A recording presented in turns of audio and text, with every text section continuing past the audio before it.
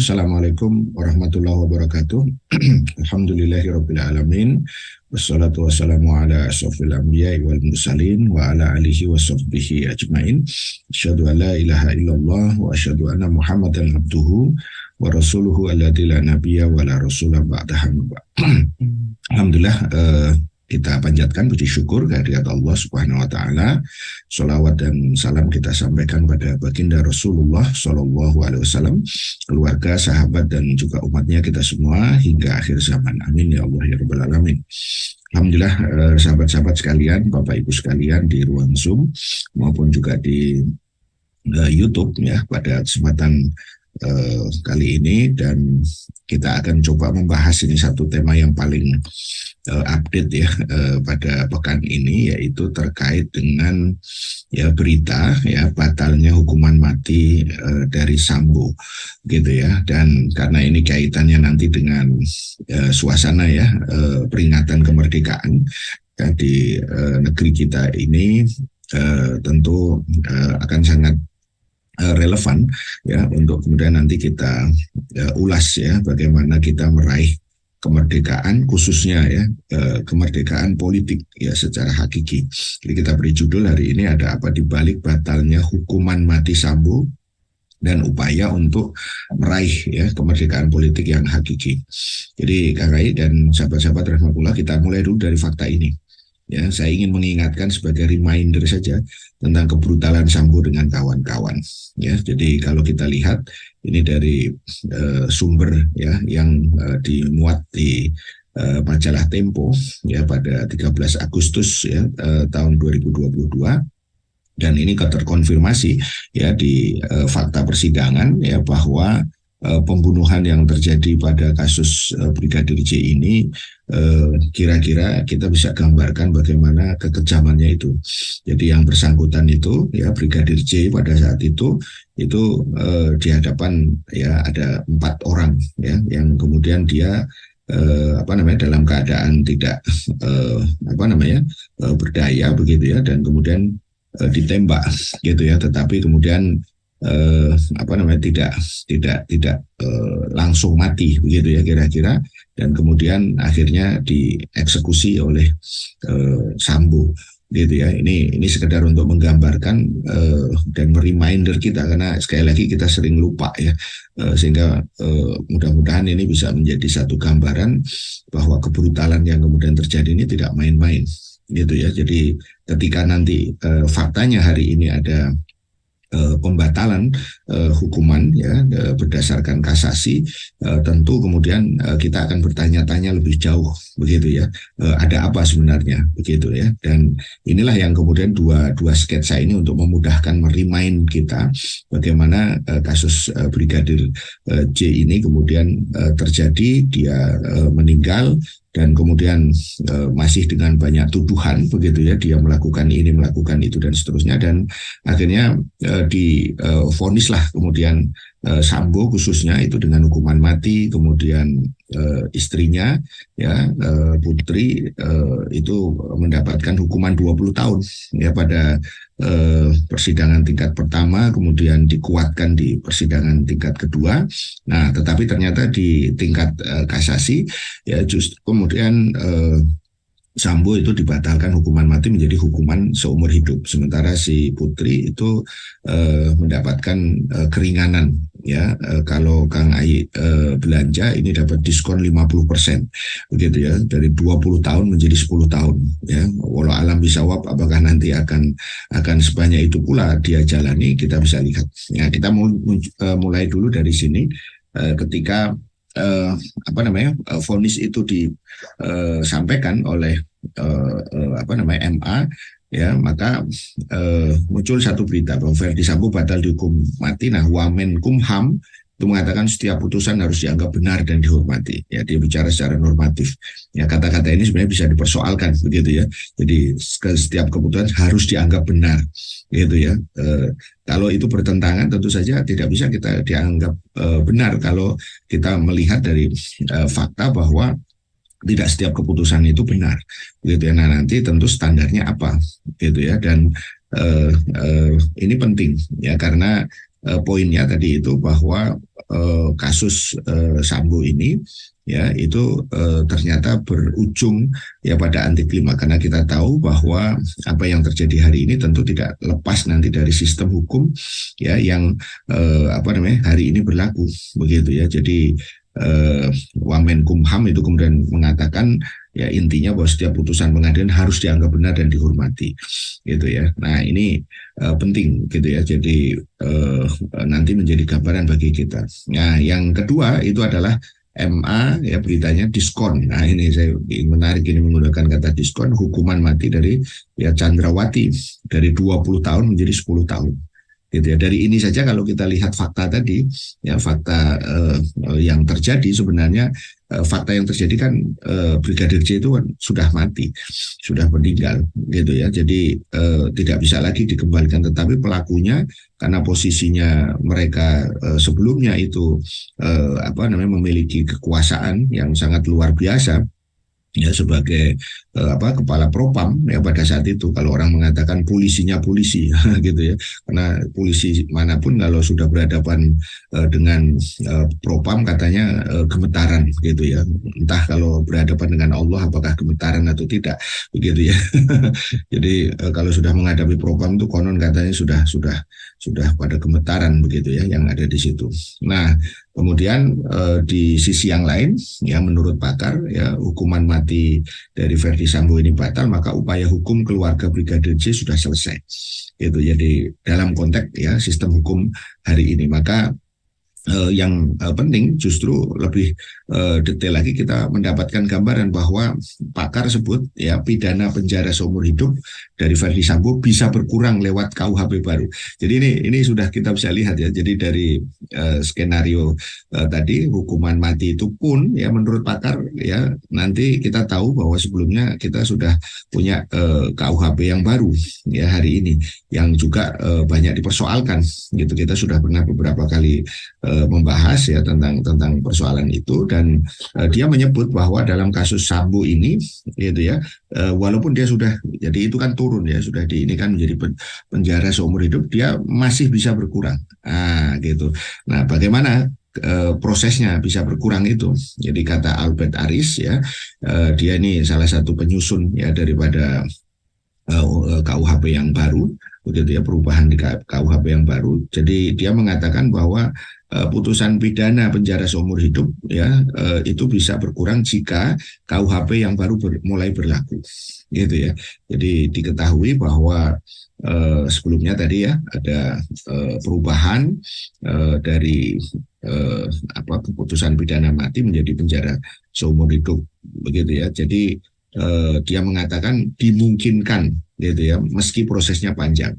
Kenapa? Karena KUHP yang baru saat ini belum berlaku gitu. Sementara putusan Sambo ini dengan sejumlah pengurangan yang ada sudah berkekuatan hukum tetap atau inkrah ya, karena sudah apa namanya sudah sampai pada kasasi tadi itu gitu ya. Nah menurutnya kata Albert tadi, jika Undang-Undang Nomor 1 ya tahun 2022 ini sudah resmi pada 2 Januari 2026 gitu ya. Nah bunyi pasalnya itu begini di KUHP yang baru tadi itu, jika narapidana yang menjalani pidana penjara seumur hidup ya telah menjalani ya pidana ya paling singkat nih, paling singkat itu adalah 15 tahun ya, maka kemudian di apa pasal tersebut dikatakan pidana penjara seumur hidup dapat diubah gitu ya, dapat diubah ya menjadi pidana penjara 20 tahun dengan keputusan presiden atau Kepres setelah mendapatkan pertimbangan Mahkamah Agung.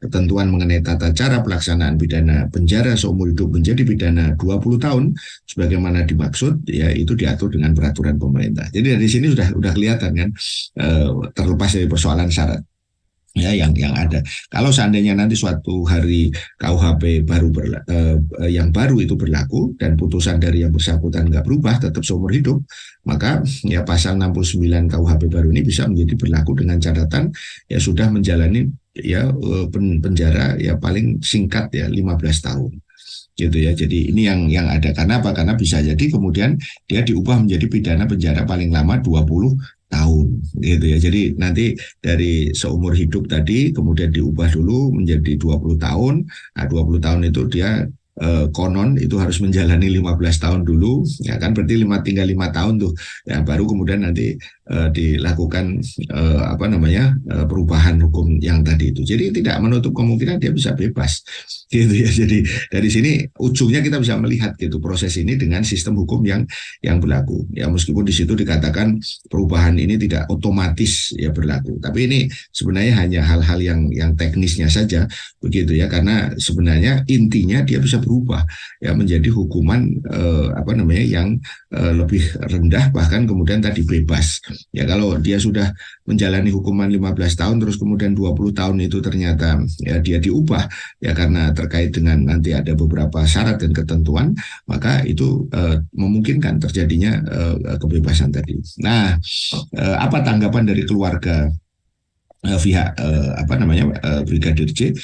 Kata kuncinya satu saja, jadi tidak adil gitu ya. Jadi itu menunjukkan bagaimana tidak ya orang sudah dibunuh dengan cara brutal seperti itu begitu ya, tetapi kemudian apa pelakunya ya tadi apa namanya diubah ya hukumannya dari hukuman mati menjadi seumur hidup dan memiliki kemungkinan untuk bisa bebas begitu ya. Dan kemudian juga yang terkait itu yang Putri tadi itu dikurangi hukuman ya, diskonnya sampai 50% gitu ya.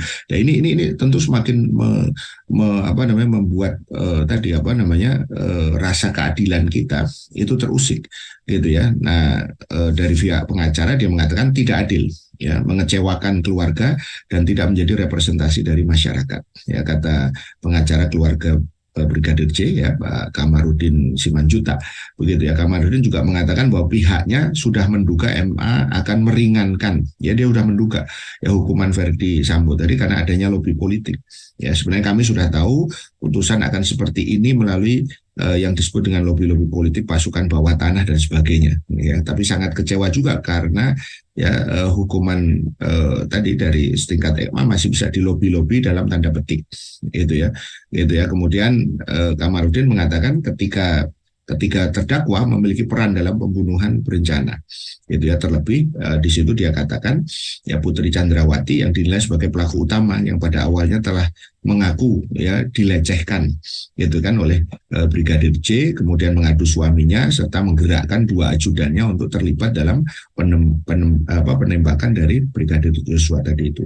Jadi tanggapan yang sama berlaku, tapi tidak terlepas dari apa yang dilakukan oleh Putri. Nah, Putri ini yang keladi, dia mengatakan begitu.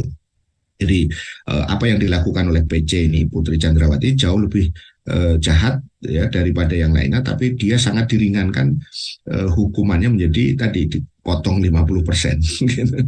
Jadi ini coba kita renungkan ya sahabat-sahabat sekalian, ibu bapak sekalian, gitu ya. Dari rangkaian kasus ini kita bisa melihat gitu ya, ada apa sebenarnya dengan kasus ini, gitu ya. Jadi dari sini kita bisa melihat, kita coba memposisikan dalam kondisi atau pihak korban dalam hal ini adalah keluarga dari Brigadir J. Kita bisa melihat bagaimana seorang ibu bapak kehilangan anaknya yang sangat dicintai dengan cara yang brutal seperti itu. Tetapi pelakunya justru malah tadi mendapatkan apa namanya berbagai pemotongan perubahan hukum tadi itu. Dan yang menarik Kang Ai dan sahabat-sahabat rahimakumullah, ternyata kemudian belakangan juga Kamarudin Simanjutak ya pengacaranya tadi itu ditetapkan sebagai tersangka gitu ya. Meskipun kasusnya lain ya, kasusnya itu terkait dengan pencemaran nama baik di Rutaspen gitu. Tapi ini juga menarik karena kalau menurut saya yang menjadi kata kunci selama ini yang membela ya apa pengacara dari Brigadir J ini itu justru yang membuka kasus ini. Kita masih ingat ya beberapa waktu yang lalu ketika terjadi kasus ini gitu ya, terjadi kebrutalan perilaku daripada Sambo dengan kawan-kawannya tadi itu apa banyak kejanggalan dan akhirnya pengacara ini banyak memberikan satu apa namanya fakta yang kemudian akhirnya sampai mereka bisa diseret ke pengadilan ya. Tetapi inilah yang kemudian kita lihat ada dugaan kuat gitu ya, adanya kekuasaan yang kemudian bermain di situ. Karena jangan lupa ya, Sambo ini kemudian juga terkait ya, apa namanya, dengan banyak ya, katakanlah kekuasaan-kekuasaan yang terkait dengan tadi apa namanya istilahnya itu, dunia yang penuh dengan kejahatan begitu ya, ya khususnya yang terkait dengan mafia-mafia ya. Jadi ini yang sudah pernah kemudian kita sampaikan. Nah, apa yang bisa kita analisis ya, secara mikro dulu ya, kita bisa melihat jelas ini ketidakadilan. Jadi tidak adil. Ya saya kira kita secara umum logik aja lah gitu ya, itu tidak adil, hukuman tadi. Maksudnya pengurangan menjadi dari perubahan ya, dari hukuman mati menjadi hukuman seumur hidup, dan tadi ada peluang untuk adanya pengurangan bahkan kemudian bebas begitu ya. Nah, di poin kedua itu diduga ada intervensi kekuasaan. Saya kira ini perlu untuk kemudian kita dalami begitu ya, karena memang tentu sangat-sangat tidak masuk akal kalau kemudian dua kali ya dia di tingkat satu maupun di tingkat dua ya dikuatkan begitu ya, tetapi kemudian mentok gitu ya di tingkat di tingkat kasasi tadi itu. Nah, bagaimana analisis makronya? Tentu kita bicara dulu dari sisi yang sifatnya paradigmatik gitu ya. Jadi terkait dengan politik hukum. Jadi arah hukum itu mau kemana sih? Kita harus memahami bahwa secara mendasar ya, hukum hari ini itu adalah hukum yang didasarkan pada hukum yang sekulerisme liberalistik kolonial gitu ya. Jadi ini yang penting. Maka kemudian kalaupun ada perubahan tadi, KUHP yang baru, kita sudah pernah bahas ya, KUHP ini juga justru malah punya banyak potensi masalah ya. Kita sudah singgung terkait dengan LGBT misalnya, di situ tidak dimasukkan sebagai satu bentuk kriminal misalnya begitu. Dan dalam konteks hukuman mati itu juga terjadi tadi ini satu kondisi di mana hukuman mati itu bisa diubah ya menjadi hukuman seumur hidup, bahkan tadi ada peluang untuk kemudian bebas. Nah, maka kita ingatkan kembali ya bahwa ya hukum yang paling baik itu adalah hukum yang berasal dari Allah Subhanahu wa taala. Ya, jadi jangan pernah kita meyakini bahwa hukum selain hukum Allah Subhanahu wa taala itu lebih baik. Kenapa? Karena Allah sendiri ya itu sudah kemudian ungkapkan dengan bahasa yang sangat luar biasa. Afa hukmal jahiliyati yabghun. Ya, wa man ahsanu minallahi hukman liqaumi yuqinun. Ya, dan hukum siapakah yang lebih baik daripada hukum Allah bagi orang-orang yang yakin. Jangan lupa liqaumi yuqinun. Kalau orang yang tidak yakin ya urusannya beda lagi gitu ya. Dan hukum jahiliyah itu adalah berarti hukum ya yang bukan berasal dari Allah Subhanahu wa taala. Jadi dari sini ini ada persoalan yang sangat-sangat serius. Kalau orang itu tidak percaya ya terhadap kebaikan, keadilan, kemuliaan daripada hukum Allah, itu pasti kemudian konsekuensinya sangat besar.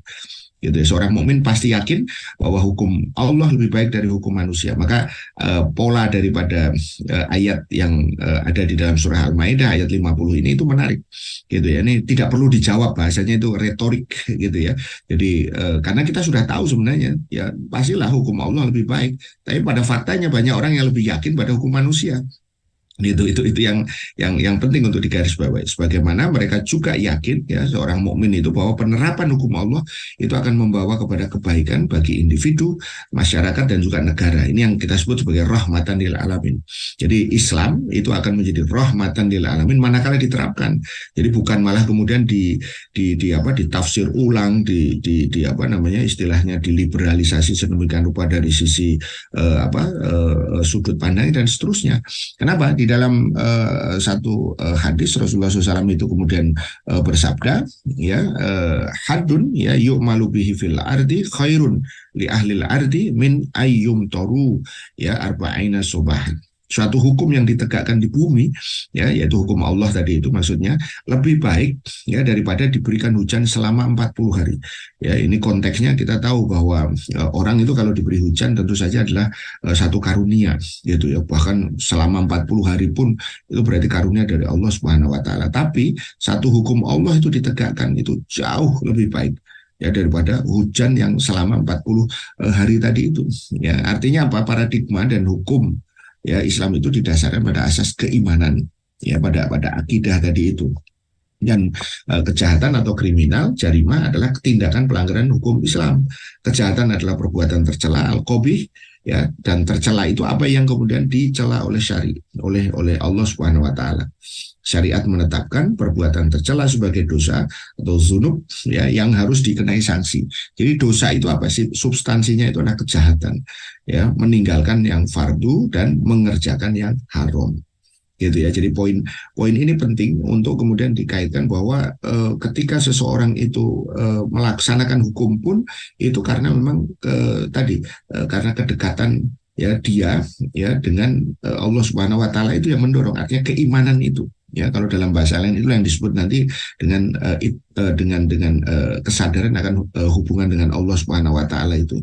Maka nanti kita akan bisa ingatkan kembali tentang contoh bagaimana seorang wanita, ya, seorang janda yang kemudian dia berzina, ya, namanya al-ghamidia, ya, yang kemudian malah justru mendatangi, ya, hakim atau kemudian penguasa, dalam hal ini Rasulullah SAW, untuk kemudian disucikan dari dosa yang ada di dalam tadi dirinya karena perbuatan zina yang dia lakukan. Gitu ya. Ini kan tidak mungkin terjadi kalau orang itu tidak punya keimanan. Orang sekarang kalau berbuat jahat pasti pengennya kabur kan, lari gitu ya. Makanya jangan heran kalau Imam Al-Ghazali itu mengatakan bahwa dosa itu seperti noktah, ya, seperti titik hitam. Kalau dosa itu banyak, ya, dia akan kemudian menghitamkan hati. Maka ketika hati itu sudah hitam, maka akan sulit untuk kemudian tadi menerima daripada kebenaran tadi itu. Nah, ini yang harus kita renungkan. Begitu dibalik sekali lagi kasus perubahan hukum yang diterapkan pada Sambo tadi itu, ya, dan kawan-kawannya tadi. Ya, kenapa? Karena fungsi hukum di dalam Islam itu, ya, ada dua, ada sebagai jawabir, ya, sebagai penebus, ya, dari dosa, dan yang kedua adalah zawajir. Ini kita perlu ingatkan terus, ya, jawab itu penebus artinya apa? Di akhirat itu dia tidak akan dituntut lagi, manakala di dunia ini sudah kemudian dia dihukum sesuai dengan hukum Islam, bukan asal dihukum, gitu ya. Nah, zawajir itu sebagai pencegah, ya, mencegah orang lain, ya. Kenapa? Karena dia bisa melihat orang-orang lain tadi itu, ya, secara terbuka, ya, bagaimana proses hukum tadi itu kemudian dilakukan, termasuk hukuman mati tadi itu, gitu ya. Sehingga orang akan berpikir, ya, 1000 kali lah begitu kira-kira untuk kemudian melakukan kejahatan yang sama. Maka di dalam konteks yang lebih luas lagi, syariat Islam itu justru, ya, memberikan satu penjagaan, ya, terhadap manusia. Jadi sekali lagi bukan hanya Muslim, ya, tapi dalam konteks ini adalah kemudian manusia secara keseluruhan. Satu, menjaga agamanya. Yang kedua adalah menjaga nyawanya, yang ketiga menjaga harta, yang keempat menjaga akalnya, yang kelima menjaga nasab, ya, yang keenam menjaga kehormatan, yang ketujuh menjaga keamanan, dan yang kedelapan adalah menjaga negara itu sendiri. Dalam konteks menjaga nyawa tadi, yang poin kedua itu dikaitkan tadi, ya, orang hukum mati itu bukan sesuatu yang menakutkan sebenarnya, gitu ya. Maksudnya dari sisi bahwa, ya, itu nanti akan menjadi penggugur, ya, penebus dosa dia, gitu ya. Sehingga nanti di akhirat itu tidak akan dituntut. Sementara kita tahu, ya, bahwa kalau orang itu tidak dihukum, ya, dengan hukum Allah, ya, di dunia ini, ya, di akhirat masih belum selesai, gitu ya. Jadi saya ingat pernyataan, ya, akan diadili atau kemudian akan digugat di pengadilan akhirat, gitu ya. Itu istilah daripada Al-Habib, ya, yang sangat penting untuk digarisbawahi, gitu ya. Jadi pengadilan akhirat itu jauh lebih prinsip, gitu ya, yang ada. Ya, sementara sebagai pengetahuan bagi kita, jenis sanksi di dalam hukum Islam itu ada hudud, ya, yang terkait dengan kemaksiatan yang diberi sanksi karena itu adalah hak dari Allah Subhanahu wa taala. Nah, di sini termasuk berbagai hukuman-hukuman yang lain. Kemudian yang kedua adalah jinayah, gitu ya. Itu adalah terkait dengan kisos, ya, pembalasan yang setimpal. Nah, kasusnya pembunuhan ini masuk ke sini, jinayah. Kemudian yang ketiga itulah takzir, ya, dia sanksi atas kemaksiatan yang di dalamnya di situ tidak ada had dan kafarat, dan dia menerima pemaafan dan pengguguran sanksi. Dan yang keempat mukhalafat, sanksi atas penentangan perintah dari penguasa. Dan negara adalah metode untuk menerapkan syariat Islam secara kafah. Nah, saya ingin ingatkan sedikit tentang cerita Al-Ghamidiah tadi itu yang saya sampaikan. Jadi Al-Ghamidiah ini seorang wanita, dia berzina. Dia kemudian meminta kepada Rasul untuk disucikan. Ya Rasul, tohirni. Ya sucikan aku ya Rasul. Maka kemudian ya dia ditanya begitu, intinya adalah dia berzina dan sudah hamil, gitu ya. Maka kemudian Rasul menyuruh dia pulang, gitu ya. Ya pulanglah dan lahirkan anak itu, begitu ya. Maka kemudian ya singkat cerita ya dia datang kembali ya setelah kelahiran dari anaknya tadi itu ya, dan kemudian mengatakan kata yang sama, tohirni ya Rasulullah. Ya, dan kemudian Rasul mengatakan kembali, ya pulanglah dan susui ya bayi itu sampai kemudian siap untuk disapih. Ya kalau kita ambil rata angka sapihan itu berarti ya 2 tahun. Dia datang lagi setelah kemudian masa sapi itu tiba, begitu ya, dan kemudian dia mengatakan yang ketiga kalinya, ya Rasul, tohirni, sucikan. Yang menarik kata-kata ini Kang Ai adalah tohirninya itu, sucikanlah ya. Jadi bukan semata hukum aku gitu ya Rasul, bukan begitu, tapi sucikanlah aku ya Rasul, karena ada zunub tadi ya, ada dosa di dalam dirinya akibat kemaksiatan yang kemudian dilakukan, dan itu harus disucikan. Sama seperti kalau kemudian kita mau sholat gitu, kita dalam keadaan belum wudhu, ya tentu kita diwajibkan untuk wudhu di situ, untuk kemudian menjaga kesucian daripada apa yang kemudian akan kita kerjakan, yaitu ibadah ya, yaitu dalam hal ini adalah sholat. Maka kemudian apa yang terjadi berikutnya, Al-Ghamidiah tadi itu anaknya diambil oleh Rasul, dititipkan kepada para sahabat, dia dihukum ya dengan hukuman rajam. Ya hukuman rajam inilah hukuman ditanam sampai di bahu begitu ya kira-kira.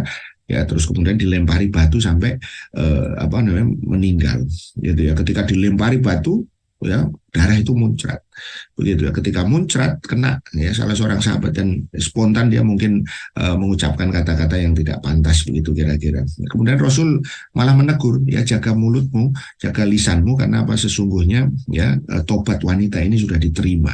Subhanallah. Jadi kita bisa melihat bagaimana kemudian ya hukuman mati itu tidak sesuatu yang menakutkan mestinya kalau dia ada keimanan. Kalau tidak ya dia akan berusaha lari sejauh-jauhnya begitu kira-kira. Gitu ya. Nah, maka dari konteks inilah hukuman itu dalam Islam itu juga terkait dengan hakim. Nah, kita juga ingatkan hakim itu ada 3 kategori ya. Yang 1 masuk surga, yang 2 masuk neraka gitu ya. Jadi yang 2 dan 3 ya. Siapa mereka? Ya, kalau di dalam hadis itu disebutkan bahwa hakim itu ada 3 macam, 1 di surga dan 2 di neraka. Gitu ya. Hakim yang mengetahui kebenaran dan menerapkan hukum berdasarkan kebenaran itu, dia masuk surga. Ya, makanya kalau ada seorang hakim kemudian dia menerapkan hukum-hukum Islam, dia akan masuk surga insya Allah. Ya, hakim yang mengetahui kebenaran dan menetapkan hukum bertentangan dengan kebenaran, dia masuk neraka. Nah, yang ketiga, hakim yang menetapkan hukum dengan kebodohannya, maka dia juga kemudian masuk neraka. Jadi dari sini kita bisa melihat bahwa di dalam Islam lagi-lagi kita ketemu satu prinsip dasar antara orang dengan sistemnya tadi itu. Orang itu adalah hakimnya dalam hal ini, sistem itu adalah hukum yang terkait dengan itu. Jadi yang terbaik tentu saja adalah orang yang sudah jelas-jelas dia itu bertakwa, dia menghukum dengan hukum Allah Subhanahu wa taala, aturannya tadi itu. Gitu ya. Maka Rasul juga mengingatkan, ya ini kasusnya karena ini ada satu indikasi ya, intervensi ya, diduga kuat itu ada intervensi kekuasaan, karena tidak mungkin MA itu kemudian tidak mendapatkan tadi satu upaya-upaya non hukum tentu saja ya yang ada di situ. Nah, kita ingatkan pada satu kasus ini ya dari Ibunda Aisyah ya radhiyallahu anha ya, istri dari baginda Rasulullah SAW, bahwa orang Quraisy pernah digembarkan ada kasus seorang wanita dari Bani Mahzum yang mencuri ya di masa Rasulullah SAW. Kemudian mereka berkata, siapa yang bisa bicara dengan Rasulullah SAW? Siapa yang lebih berani selain Usama bin Zaid ya, yang dicintai Rasulullah SAW? Maka Usama menyampaikan kasus itu pada Rasul, dan wajah Rasul itu berubah. Ya, beliau kemudian bersabda, apakah kamu hendak memberikan syafaat pertolongan terhadap seseorang dari hukum Allah? Ya, maka Usama mengatakan, mohonkan aku ampunan wahai Rasulullah. Maka ketika sore harinya Rasul berdiri dan beliau berkhutbah. Ya, beliau memuji Allah dengan pujian yang layak dan bersabda, amma ba'du, sesungguhnya faktor penyebab kehancuran orang-orang sebelum kalian adalah bahwa mereka itu jika ada pencuri dari golongan yang terhormat, mereka biarkan. Nah, jika ada pencuri dari golongan yang lemah, mereka tegakkan hukum pidana tadi itu. Adapun aku demi zat yang jiwaku berada di tangannya, seandainya Fatimah ya binti Muhammad itu mencuri, niscaya aku akan potong tangannya. Nah, gitu. Ini kita mendapatkan penegasan ya di situ ya. Kemudian apa namanya, Rasulullah SAW memerintahkan wanita yang mencuri itu kemudian dipotong tangannya. Ya, kemudian Aisyah radhiyallahu anha yaitu kemudian mengatakan setelah itu wanita tersebut benar-benar bertobat lalu kemudian dia menikah. Nah, gitu kan kira-kira. Jadi tidak ada hal yang luar biasa kecuali bahwa hukum-hukum Allah tadi itu. Ya, jadi kalau kata-kata ini kita kutipkan, lau anal Fatimata ya binta Muhammadin sarokat lakotok tu yada. Ya, aku sendiri akan potong. Coba bayangkan, gitu ya. Nah, kalau kemudian kejahatan itu kepada orang-orang yang apa namanya dihormati, gitu ya, maka dia justru malah ringankan hukumnya, bahkan kemudian tidak dihukum. Tapi kalau kemudian orang-orang yang lemah, ya dia terapkan. Nah, ini anomalinya itu sudah terjadi hari ini, gitu ya. Nah, maka dalam hadis yang lain juga akan ada di akhir zaman para penguasa yang sewenang-wenang, gitu ya, para pembantu pejabat pemerintahnya fasik, begitu ya, para hakimnya pengkhianat, dan para ahli hukumnya, para fuqahanya pendusta. Naudzubillah, summa naudzubillah, gitu ya. Sehingga dari sini kita bisa melihat ya bagaimana kemudian apa namanya peringatan dari Rasulullah SAW yang begitu keras, yang begitu tegas, begitu ya. Kalau sudah berkaitan dengan persoalan ini, dan khalifah atau apa pemimpin itu adalah sebagai perisai junah bagi rakyatnya dalam penerapan hukum Islam secara kafah. Maka apa analisis makro yang bisa kita ambil dari kasusnya apa Sambo yang terakhir ini adalah bahwa hukum yang tidak akan adil yang hakiki bila bukan hukum Allah Subhanahu wa Ta'ala. Dan yang kedua, keadilan dan kepastian hukum. Jadi tidak hanya adil tapi juga pasti, ya, itu hanya ada di dalam Islam, insya Allah. Begitu ya. Jadi dari sini kita bisa melihat bahwa sesungguhnya perkara ini tidak main-main. Begitu. Maka kita bisa simpulkan bahwa ya ada apa di balik ya batalnya gitu ya keputusan atau vonis daripada hukuman mati Sambo tadi itu, ya ada ketidakadilan yang nyata. Gitu ya. Yang kedua adalah keadilan yang hakiki tentu saja ya, dan kepastian hukum itu hanya ada di dalam Islam. Ini poin pentingnya tadi. Maka implikasi politiknya apa? Tolak ya dan ganti hukum jahiliyah. Gitu ya. Jadi ini kita ingin tegaskan, tidak hanya sekedar persoalan Sambo tapi juga hukum-hukum yang terkait dengan yang lainnya tadi. Yang kedua, tegakkan hukum Islam secara kafah ya, untuk meraih keadilan hakiki di dunia dan di akhirat. Jadi bukan hanya sekedar di dunia ya, tetapi juga di akhirat. Ini penting untuk kemudian kita ingatkan kembali. Oke. Nah, dari situ kita masuk ke sini. Nah, kalau begitu meraih ya keadilan ya, termasuk di dalamnya itu adalah kemerdekaan politik yang hakiki itu bagaimana kita lihat ini sekilas gitu ya. Nah, ini kan menjelang kemerdekaan, biasanya orang sudah ramai ini menyiapkan hal-hal ini. Kan sekarang sudah tanggal 14 ya Kang Ayi. Jadi kalau 3 hari lagi 6, 15, 16, 17 itu biasanya nanti banyak yang kayak gini. Ya, tapi orang naik pohon pinang ya atau manjat pohon pinang itu kadang-kadang tidak tahu bahwa ada sesuatu yang mesti kita ingat-ingat. Mungkin orang sekedar yang penting ada hadiahnya, yang penting dapat sepeda, syukur lagi dapat voucher ini voucher itu gitu ya, yang ada di situ ya, bahwa sebenarnya pohon pinang itu punya sejarah gitu ya. Ini kita ingatkan gitu ya, meskipun pada sosialnya sekarang ada satu filosofi memanjat pohon pinang, gotong royong bla bla bla begitu ya. Jadi kita ingatkan bahwa ya pada saat itu ya momen-momen seperti tadi itu biasanya digunakan oleh penjajah Belanda ya, dengan memasang pohon pinang tadi yang telah dilumuri pelicin ya secara vertikal dan memasang hadiah. Lah, pada saat itu masyarakat itu masih sulit kan untuk mendapatkan berbagai hal ya, termasuk kalau bahasa kita sembako begitu. Karena biasanya pada saat itu hadiah yang dipasang itu tadi bahan-bahan pokok ya, makanan, gula, tepung, pakaian. Nah, ini yang sekarang sudah mungkin relatif lebih mudah. Nah, pada saat itulah kemudian itu menjadi tontonan ya bagi orang-orang yang kategorinya penjajah tadi, itu hiburan lah intinya gitu. Jadi kalau begitu bagaimana sekarang? Nah, ini kita mesti ingat bahwa hal-hal yang seperti ini juga tidak lepas daripada faktor sejarahnya tadi itu. Ya sama seperti ini, ketika orang tarik tambang gitu ya, kita sibuk nanti gitu, lupa bahwa tambang kita sudah ditarik gitu ya, tambang-tambang kita emas, nikel dan seterusnya sudah ditarik sama apa namanya asing dan asing. Nah ini juga menjadi perenungan bagi kita. Jadi jangan sampai nanti yang penting senang-senang lah sehari gitu. Setelah itu kemudian kita apa dijajah lagi. Ya ini penting gitu. Ini yang lebih spektakuler saya kira ini ya Kang.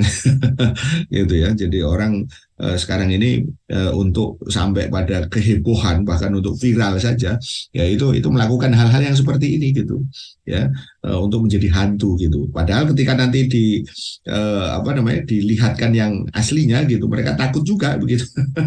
Jadi sebenarnya ya apa sih makna hidup yang sesungguhnya gitu ya beberapa atau tahun kemarin ya kalau nggak salah itu kan apa para pejabat berjoget-joget gitu ya di tengah kondisi yang sangat berat pada saat itu begitu demi tadi itu hiburan untuk siapa ya untuk orang yang nonton tentu saja gitu siapa yang nonton yang paling utama ya presiden gitu ya jadi memang presiden masih butuh hiburan begitu ya. Nah apa kalau kita kaitkan dengan makna merdeka ini sendiri sesungguhnya gitu ya maka kemerdekaan yang dimaksud itu adalah bahwa ya dia bebas dia tidak terkena atau lepas dari tuntutan dia tidak terikat ini makna kamus ya tidak tergantung kepada orang lain ya kalau kemerdekaan itu berarti keadaan ya merdeka atau berdiri sendiri tadi lepas tidak terjajah dan seterusnya jadi kalau kita bicara kemerdekaan intinya sebenarnya kemerdekaan dan merdeka itu sebenarnya di sini gitu ya nah makna kemerdekaan hakiki dalam Islam itu ada dua sebenarnya satu adalah bebas untuk melakukan apapun jadi freedom for gitu ya. Yang kedua itu adalah freedom dari atau freedom from ya, bebas dari. Jadi kalau yang satu itu adalah bebas untuk mengabdikan dan taat hanya kepada Allah Subhanahu wa taala secara sempurna. Jangan sampai ada yang menghalangi gitu ya. Yang kedua adalah bebas dari tadi kelaparan, kehausan, kebodohan, kesakitan, termasuk ketidakadilan. Nah, gitu. Jadi ini menjadi penting untuk kemudian kita ingatkan. Jadi kemerdekaan politik yang hakiki kalau dalam konteks ini kita ulangi lagi untuk kesekian kalinya bahwa politik itu adalah pengaturan urusan masyarakat. Maka ya kebebasan politik atau kemerdekaan politik yang hakiki itu artinya apa? Kebebasan dalam mengatur urusan masyarakat di dalam dan di luar negeri dengan hukum Islam gitu. Jadi poinnya di situ ya. Maka dimensi pertamanya apa? Tadi bebas untuk taat hanya kepada Allah Subhanahu wa taala. Dia menerapkan hukum-hukum Allah Subhanahu wa taala. Nah, kita bisa belajar dari apa yang terjadi di perang Qadisiyah atau penaklukan Persia. Pada saat itu yang dilakukan oleh khalifah yang kedua yaitu Umar bin Khattab ya ketika beliau mengirim pasukan untuk menaklukkan Persia. Jangan lupa Persia itu adalah adidaya saat itu ya di luar Romawi dan negara Islam atau daulah Islam itu baru muncul begitu ya sebagai penantang baru begitu ya. Nah, maka panglima perang ya pada saat itu Sa'ad bin Abi Waqqas itu mengirim sejumlah utusan untuk menemui Kisra tadi itu. Jadi menyampaikan 3 pesan. Satu, masuk Islam. Kemudian yang kedua, kalau tidak mau masuk Islam berarti tunduk ya itu dengan membayar jizyah. Yang ketiga kemudian baru diperangi.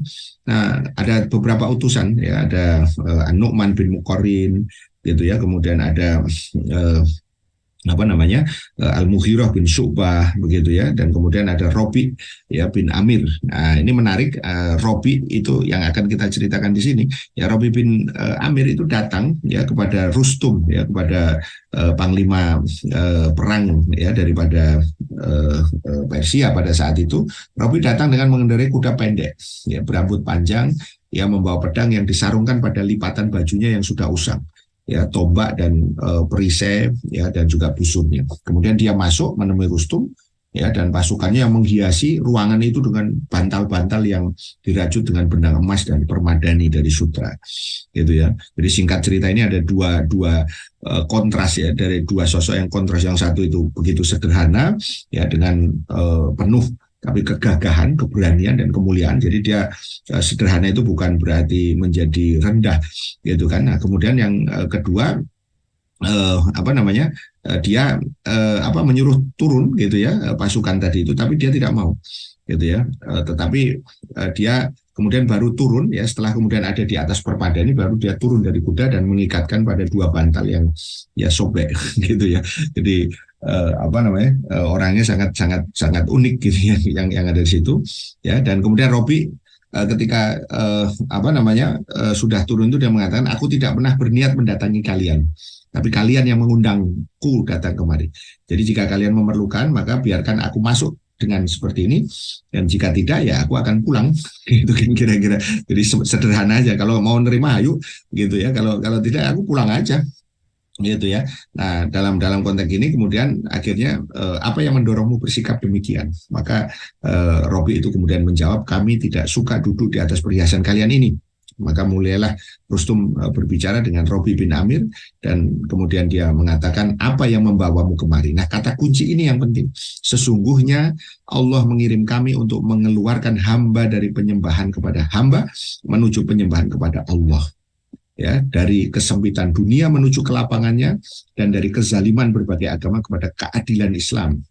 Dia mengirim kami, ya Allah, ya, untuk membawa agamanya untuk kami, ya, ajak kepada manusia untuk kepadanya. Barang siapa yang menerimanya, maka kami akan kembali membiarkan dirinya dan negerinya untuk diatur olehnya, bukan oleh kami, tapi barang siapa yang menolak, maka kami akan memeranginya selama-lamanya sampai kami memperoleh janji dari Allah, yaitu kemenangan tadi itu.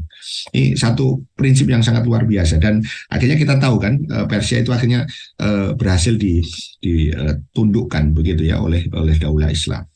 Kemudian yang kedua, ibrah dari kekalahan Baghdad.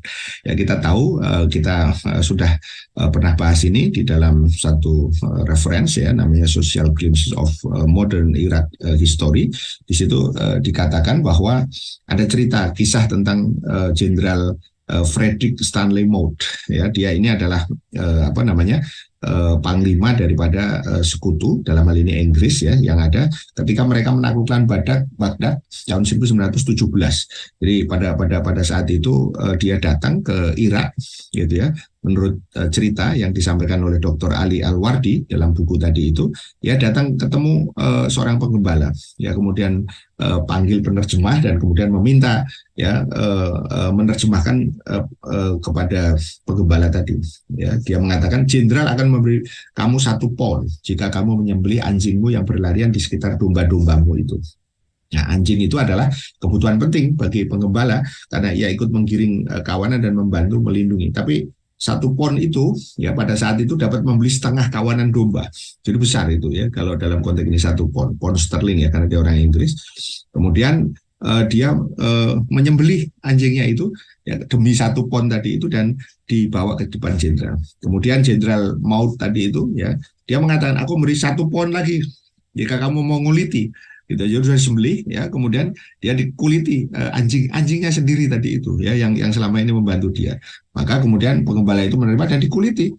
Kemudian Jenderal Maude berkata lagi, aku memberi 1 pound lagi, yang ketiga, asal kamu memotong anjingmu menjadi potongan kecil. Dan si gembala itu langsung kemudian melakukan itu gitu. Nah, kemudian pada cerita berikutnya itu digambarkan bahwa jenderal itu meninggalkan si penggembala tadi itu, ya, dan kemudian si penggembala tadi malah mengejar, gitu. Apakah engkau memberiku uang dan maksudnya untuk memakannya tadi itu, gitu ya. Jadi dari sini kita bisa lihat, tidak. Aku hanya ingin tahu karaktermu dan memahami jiwamu, karena kamu sanggup menyembelih, menguliti dan memotong-motong teman. Ya, ingat ini, memotong-motong teman dan rekan setiamu dan paling berharga hanya untuk 3 pound. Dan kamu akan siap untuk pound yang keempat tadi. Ya, ini yang aku butuhkan. Ya, maksudnya mentalitas yang seperti ini. Ya, yang kemudian dia berkata kepada tentaranya tadi itu, kalian perhatikan, selama banyak mentalitas seperti ini, kalian nggak perlu takut. Gitu. Ini kan sebuah penghinaan yang sangat luar biasa di tengah-tengah umat Islam ketika ternyata ya jiwa-jiwa umat pada saat itu jauh sekali dengan Islam, sehingga itu ditangkap betul oleh Jenderal apa namanya Maude tadi itu, sehingga yang terjadi dia ya begitu leluasa. Akhirnya kita tahu kisah bagaimana kemudian nanti ujungnya itu adalah kekhilafahan Islam yang ada di Istanbul itu kemudian akhirnya dihancurkan gitu ya oleh Inggris dan Kemal Pasha pada saat itu. Hari ini kemudian terjadi Israel misalnya, coba kita lihat, dan Uni Emirat buka hubungan lagi. Ini dengan jelas-jelas dengan musuh, begitu ya. Arab Saudi sedang dibujuk ini ya. Sebenarnya sudah ada hubungan non formal ya yang ada di situ, gitu ya. Bahkan MBS pun ya, Muhammad bin Salman mengatakan Israel bukan musuh. Coba bayangkan, tapi sekutu potensial, gitu ya. Ini udah kelihatan ngomongnya. Bahkan Turki dan Israel pulihkan hubungan diplomatik, saling mengirim dubesnya lagi, berpelukan, cupika-cupiki kalau dalam bahasa kita yang ada di situ. Mengapa semua negara ini takut pada Amerika, bukan pada Allah Subhanahu Wa Taala? Sebagaimana dua poin penting tadi itu, ya, sikap politik tadi itu hanya takut pada Allah, dan itu semua dalam rangka untuk membebaskan dari berbagai ketidakadilan, kemiskinan dan seterusnya. Maka dimensi politik ini terkait dengan yang kedua, bagaimana agar kita bebas dari segala ketakutan dan kekhawatiran dalam masyarakat. Kita ingatkan kembali ibroh ya dari kekejaman Dracula ya. Jangan lupa Kang Ayi dan juga sahabat-sahabat rahimahullah, Dracula yang kita maksud ini benar ada. Jadi bukan Draculaan, nah, gitu. Gitu ya. Karena kita sering, inilah yang kita maksud Dracul, yaitu Vlad Dracul 3, gitu ya. Jadi bagaimana kemudian dia itu digelari sebagai penyula, begitu ya. Jadi penyula itu tindakan untuk membunuh ya orang ya, dengan memasukkan, mohon maaf, katakanlah tombak atau besi yang panjang itu dari sejak bagian bawah sampai kemudian menuju ke atas yang ada di situ. Dan dia ini yang dimaksud sekali lagi ya, itu adalah tadi Vlad the Impaler ya, penyula. Secara lengkap namanya itu adalah Vlad III Dracula atau Rumania Vlad III Dracula ya. Dia nanti bisa ini kan, ini sudah ada tapi nanti bisa ceritakan. Jadi intinya Vlad ini dengan saudaranya, gitu ya, itu awalnya sebenarnya didik oleh kesultanan atau kekhilafahan Utsmaniyah, begitu ya. Tetapi dia kemudian intinya dia melawan ya kepada daulah Islam pada saat itu, begitu ya. Ini buku yang bisa jadi referensinya, nanti bisa menjadi bahan bacaan kita, gitu ya. Dan kemudian dia melawan ya daulah Islam tadi itu, sampai kemudian diceritakan ya, menurut Hipatia itu jumlah korban kekejaman Dracula itu 300.000 ya zaman itu ya. Pada saat itu korban itu dibunuh dengan cara yang sangat biadab, dibakar hidup-hidup, dipaku kepalanya, yang paling kejam ya disula tadi itu. Jadi ya tadi ditusuk duburnya dengan kayu sebesar lengan tangan orang dewasa, ujungnya ditajamkan. Ya, korban itu ditusuk kemudian dimasukkan sampai menembus perut, kerongkongan, sehingga menembus kepala melalui mulut ya yang ada di situ. Jadi ini yang kemudian terjadi. Dan termasuk bayi juga itu disula, gitu ya, yang ada di situ, gitu ya. Ini contoh ilustrasinya seperti ini, gitu ya. Ya, dari sini kita bisa melihat kekejaman dari Dracula tadi itu. Dan kemudian dia akhirnya lawan, begitu ya. Artinya dia dikejar karena dia dianggap sebagai musuh ya daripada Islam, gitu ya. Sehingga akhirnya bisa kemudian taklukkan ya oleh saudaranya sendiri ya, namanya itu adalah Radu ya, Selfrumos ya, the handsome ya, karena justru adik kandungnya ini dia masuk Islam, dan akhirnya kemudian di situ terjadi upaya untuk menaklukkan ya si Vlad tadi itu, Vlad Dracul tadi itu, begitu ya. Nah, di bawah kepemimpinan Sultan Muhammad Fatih tadi itu.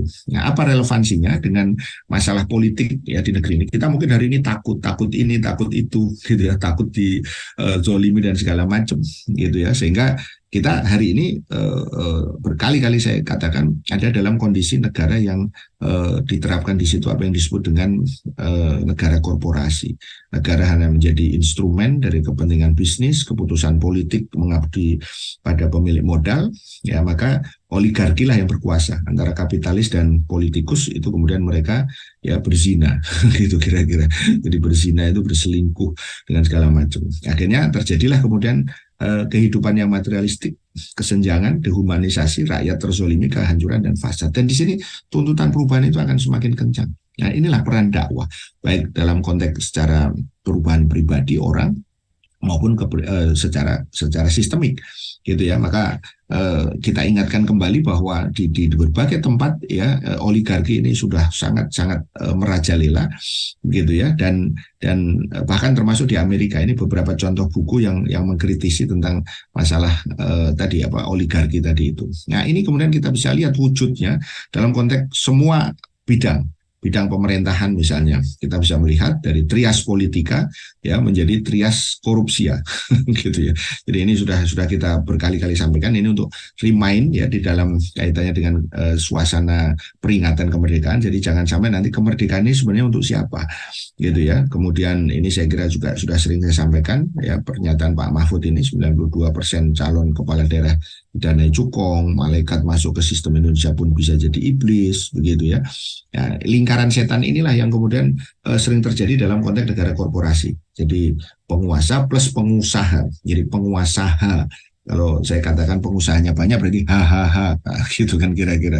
Ya, mulai dari pola ini kebijakannya korup itu dimulai dari sini, korupsi awal ya, korupsi kebijakan, kemudian apa ya, mendapatkan keuntungan dari oligarki tadi itu. Nah, dari situ keuntungannya itu dibiayai, dipakai untuk pembiayaan politik tadi yang dimaksud Pak Mahfud tadi, muter lagi ke sini terus. Kalau ini tidak ada yang memotong, jangan heran nanti tahun 2024 pun ya itu akan berulang lagi juga, baik untuk legislatif ya maupun juga untuk eksekutif bahkan yudikatif gitu ya. Jadi untuk satu jabatan politik saja orang bisa mengeluarkan ya, tadi berita yang paling baru itu miliaran ya, itu cerita lagi dari para pelaku sendiri. Jadi mereka sekarang sudah mulai tanda kutip jujur gitu. Jadi karena dalam satu satir itu dikatakan ada seorang politisi sekuler itu ya, dia mengatakan saya ini politisi jujur. Nah, itu kemudian dia tanggapi oleh seorang pelacur, saya pun masih gadis. Nah, gitu. Itu dua-duanya hoax ya. yang ada di situ, yang satu tidak mungkin jujur, yang satu tidak mungkin masih perawan ya yang ada di situ. Gitu ya. Nah, maka kita bisa lihat ini ya, korupsi, dan kita ingatkan juga beberapa kasus lama yang sampai sekarang ini mesti kita jadikan renungan ya. Kasusnya Apeng misalnya 78 triliun, kasusnya Rektor Unila ya di dunia pendidikan pun ya kena OTT ya pada waktu itu gitu ya. Nah, ini yang paling akhir sampai hari ini orang ribut terus. Padahal kita udah ingatkan dari si Harun ini ya, yang koordinatnya tidak diketahui ya. Mungkin GPS kalau diaktifkan terus kemudian dicari nama Harun ini, itu langsung blank langsung blank spot ya, yang nggak ada itu jejaknya ya. Padahal saya masih ingat kata-kata daripada Jenderal Dudung gitu ya, yang pelaku radikalisme itu harus dipetakan koordinatnya. Memetakan koordinat koruptor saja tidak bisa, bagaimana ini gitu ya. Nah, maka kebijakan zolim pun kita bisa ingatkan kembali, Omnibus Law yang kemarin sudah kita bahas dikritisi, tapi malah justru yang mengkritisi itu sekarang dilaporkan rame-rame gitu ya. Ini kita ingatkan kembali untuk memberikan gambaran kenapa, karena ba'da atau setelah Omnibus Law Ciptaker itu kemarin kita sudah mendapatkan kado lagi, yaitu Undang-Undang Kesehatan ya, yang juga penuh dengan berbagai kezaliman tadi itu.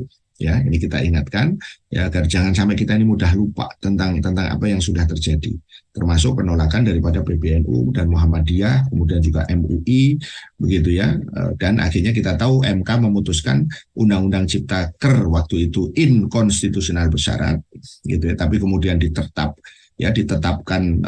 Perpu ya, seolah-olah keadaannya sudah darurat gitu ya. Darurat itu maksudnya para pengusaha itu sudah merengek-rengek gitu kan kira-kira gitu. Dan kemudian akhirnya muncullah Undang-Undang Ciptaker yang baru, dan itu terjadi karena persetujuan daripada DPR kepada Presiden. Jadi ini sistemik gitu ya. Nah, itu yang pertama. Yang kedua, kita ingatkan juga di hari-hari peringatan kemerdekaan ini, apakah kita merdeka secara ekonomi? Hari ini faktanya kita ada di dalam cengkraman liberal kapitalistik ya, mulai dari masalah harga ya, baru sekarang mungkin Kang antrian yang mengular gitu ya, setelah kemudian harga Pertalite beberapa waktu yang lalu dan solar itu kemudian dinaikkan gitu ya. Sementara hutang kita sangat luar biasa begitu kan. Nah, APBN 2023 subsidi dikurangi, hutang luar negeri lagi, bunga hutang juga tentu ditambah. Ya, kita sudah sampaikan ini untuk sekedar mengingatkan tentang jebakan hutang, ya, debt trap, ya, yang sudah mencapai 7.700 triliun, ya, lebih. Ya, kemudian kita ingatkan bagaimana secara historis apa yang terjadi pada John Perkins, ya, ketika dia mengakui, dia curhat lah begitu kita ya, ketika dia kemudian mendesain agar ekonomi Indonesia ini tunduk dalam kekuasaan Amerika.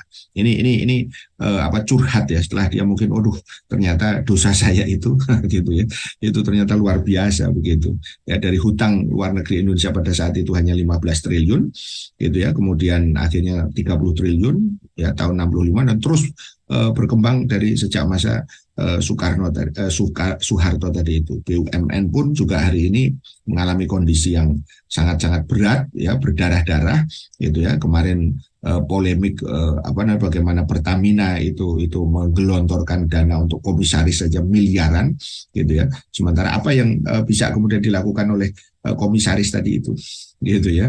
Nah, ini juga pembagian jatah ya, BUMN ini menjadi istilahnya jatah bagi para pendukung gitu ya, dapat dapat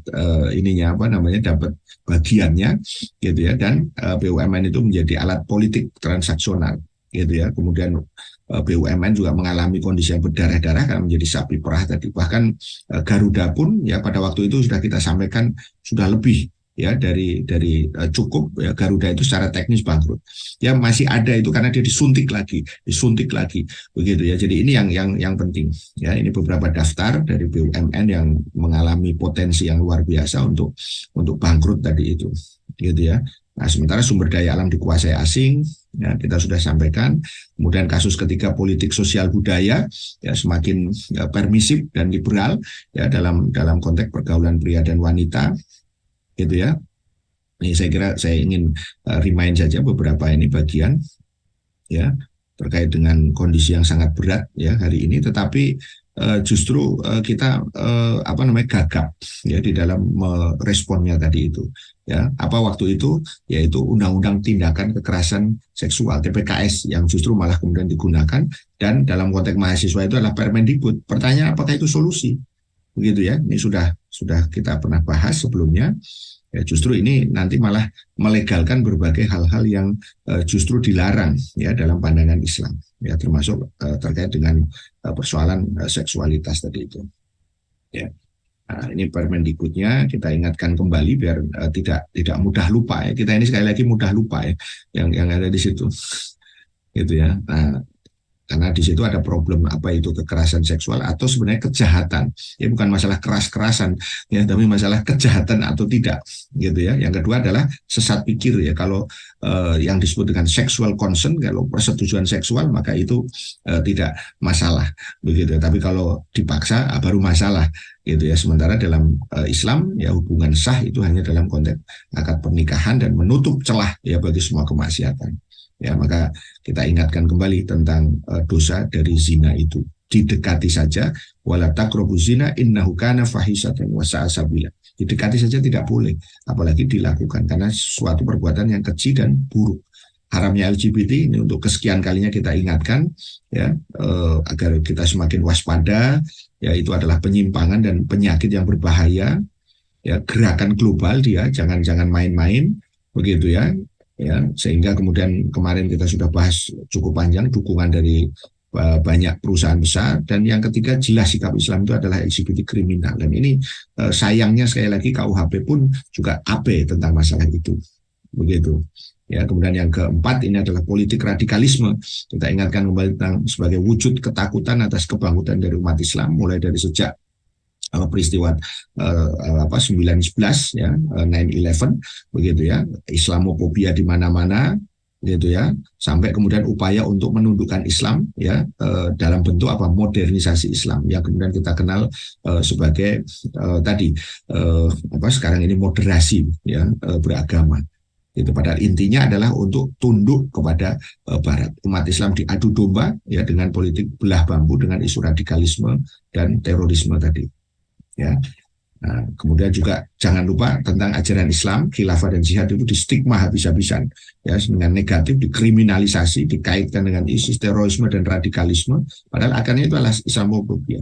Dan kita tahu bahwa khilafah itu adalah ajaran Islam. Ya, ini saya kira mengingatkan kembali saja tentang fikihnya, ya, tentang berbagai pendapat di muktabar yang ada di ensiklopedia Islam. Ini belum kitab-kitab kuning ya, yang bahkan buku fikihnya anak-anak madrasah aliyah saja itu sudah membahas. Tapi ini semuanya dihapus sedemikian rupa dari memori gitu ya. Ya, dan kita ingatkan istimewa daripada ulama, jangan stigma negatif makna daripada jihad dan khilafah. Dan yang kelima ini adalah politik luar negeri, ya, bagaimana dominasi pengaruh asing, ya, tentang Amerika, kemudian tentang Cina, gitu ya, ya, agar kemudian nanti kita semakin waspada. Belum kita bicara genocide, ya, terkait dengan rezim Zionis Israel terhadap Muslim Palestina, ya, kasus Rohingya, rezim Buddha Myanmar, begitu ya, kemudian kasus Uighur, kejahatan rezim Cina komunis, ya, bagaimana ini terjadi di India juga terkait dengan penghinaan terhadap Nabi, ya, kemudian Al-Quran, ya, dan juga terhadap kerudung, ya, kaitannya dengan pelarangan, gitu ya. Nah, akar masalah dan solusi tuntasnya apa? Sekali lagi, semua, ya, kefasatan ini adalah karena penerapan sistem sekuler kapitalisme demokrasi. Nah, ini fatwa dari MUI. Jadi intinya di sini, maka kita butuh, ya, kemerdekaan yang hakiki itu dalam konteks apa? Menuju perubahan sistemik fundamental, bukan perubahan yang personal parsial. Saya kira itu, Kang Ayi, ini cukup panjang lebar, tapi mudah-mudahan ini mengingatkan karena ini momen penting, ya, bagi kita untuk menjadi satu apa namanya, kesempatan bagi kita, jangan sampai, ya, kita hanya sekedar nanti ritual, ya, ketika melakukan peringatan, tapi kita lupa kepada apa yang menjadi pokok esensi daripada ini semua, yaitu apa? Kemerdekaan yang hakiki itu akan terjadi manakala kita semua benar-benar ada di dalam ketaatan kepada ilahi. Saya kira itu. Terima kasih. Assalamualaikum warahmatullahi wabarakatuh.